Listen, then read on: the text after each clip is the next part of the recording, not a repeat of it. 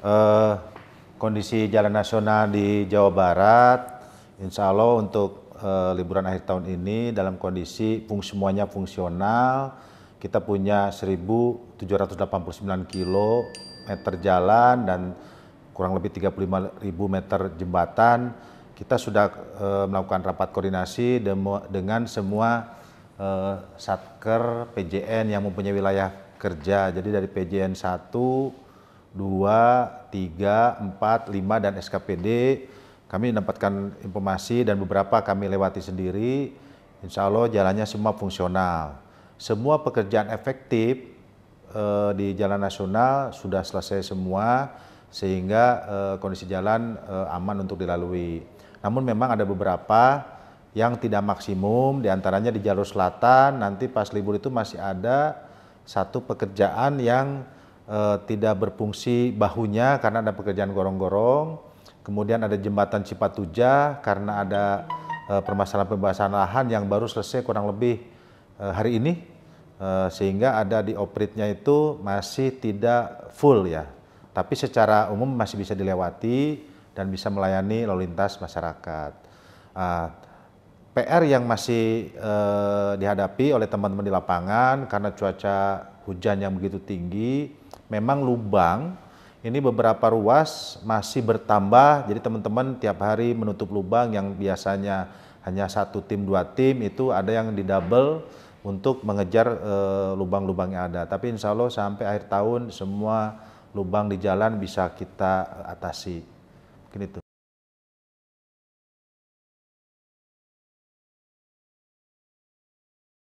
Kalau dengan Dinas Bina Marga dan Penataan Ruang Provinsi Jawa Barat, yang nyata-nyata lagi kita kerjasamakan adalah pembangunan flyover Kopo. Jadi ini adalah kolaborasi antara pemerintah pusat dan pemerintah Provinsi Jawa Barat, di mana kita membangun konstruksinya, lahannya disiapkan oleh Pemprov. Nah, baru minggu lalu ada beberapa sisa lahan yang masih diperlukan, kita koordinasi lagi, kolaborasinya malah ditambah dengan Pemkot Bandung. Bahkan begitu kami lapor, kita langsung join survei dengan Pak PLT Wali Kota dan Pak Kepala Dinas. Kita ke lapangan, alhamdulillah sisa lahan yang diperlukan ternyata itu tanah negara dan ini akan segera diselesaikan oleh Pemkot Bandung nanti sehingga untuk menyempurnakannya nanti dari balai yang akan menyelesaikannya.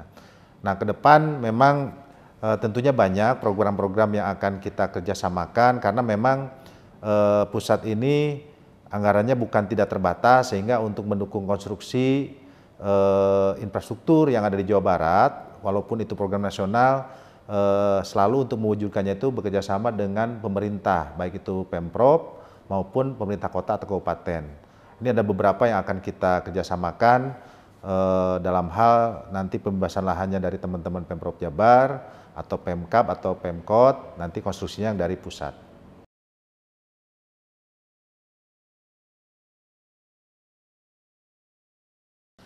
Karena memang kita masing-masing ya tugasnya, ada jalan nasional, ada jalan provinsi.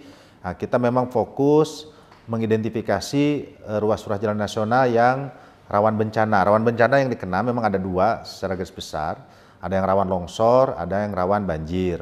Nah, kalau rawan longsor memang lokasinya di daerah selatan ya, mungkin dari Soreang, Rancabali, Cidaun ke arah Pangandaran maupun Cidaun ke arah Cibareno Batas Banten, itu yang rawan longsor. Kemudian yang rawan banjir itu di sekitar di Pantura, di Bandung Raya, kemudian yang rawan longsor lagi ada di daerah Cikijing. Nah, ini kami sudah men-standby-kan teman-teman Satker PPK dan peralatan yang diperlukan untuk mengatasi apabila terjadi longsor maupun banjir. Nah, informasi terkait tim dan peralatan yang kami miliki, kita sudah tukeran informasi dengan Dinas Bina Marga dan Penataan Ruang Provinsi Jawa Barat. Kami menyampaikan informasi ini ke Pak Kepala Dinas, Pak Kepala Dinas juga menyampaikan ke kami peralatan yang dimiliki oleh UPTD Pemprov. Jadi pada saat terjadi sesuatu yang tidak kita inginkan, apabila kami memerlukan butuhan bantuan dari Provinsi Jawa Barat, tentunya kami akan berkoordinasi, berkolaborasi dengan teman-teman dari UPTD di Dinas Bina Marga dan Penataan Jawa Barat. Begitupun sebaliknya, kalau teman-teman dari provinsi di lokasi yang memerlukan penanganan segera, peralatannya bisa kekurangan peralatan, itu juga bisa kita support dari peralatan yang kita miliki.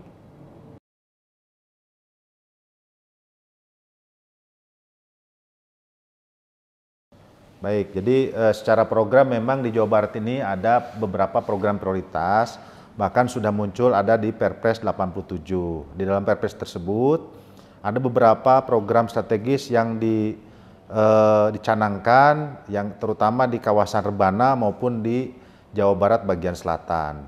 Di dalam list tersebut itu sudah ada indikasi mana yang menjadi tanggung jawab provinsi, tanggung jawab pusat, tanggung jawab kabupaten kota, atau kolaborasi antara provinsi tersebut. Nah, prinsipnya mana yang diprioritaskan, kita akan mendukung pelaksanaan pembangunannya. Salah satu yang akan kita wujudkan program strategis di Jawa Barat yang akan dimulai tahun depan adalah akses tol Patimban yang akan menghubungkan dari jalan tol ke Pelabuhan Patimban. Nah, itu mendukung di sekitar kawasan Rebana juga. Kalau di bagian selatan, salah satunya kita akan melanjutkan konstruksi untuk pembangunan jalan lingkar timur selatan di Kuningan dan beberapa ruas lagi yang lain di mana kontribusinya nanti Pemda yang menyiapkan lahan, pusat melalui BPJN DKI Jakarta Jawa Barat yang membangun konstruksinya. Namun karena program pembangunan di pusat, di kami sesuai judulnya, balai kami adalah pelaksanaan jalan nasional, maka programnya tentu menjadi kebijakan di pusat. Nanti begitu ada arahan mana yang diprioritaskan, kita akan melaksanakannya.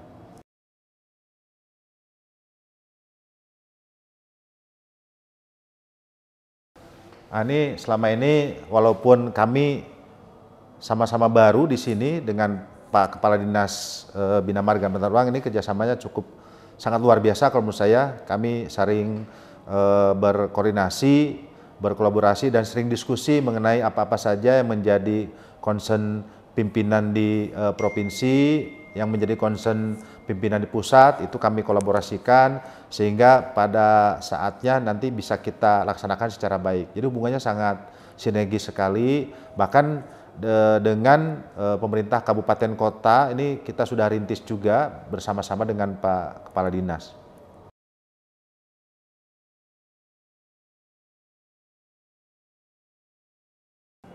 Dalam liburan ini memang kalau kami sebagai ASN kan tidak boleh mudik, tapi tentunya masyarakat luar yang punya kebebasan, masih punya keinginan untuk mudik, kami sebetulnya menghimbau karena memang walaupun secara umum alhamdulillah pandemi virus COVID-19 di Indonesia bahkan di Jawa Barat itu relatif menurun, namun tentunya sebaiknya kita tetap waspada, apalagi cuaca memang masih curah hujan tinggi dan beberapa ruas jalan juga masih punya potensi longsor dan banjir.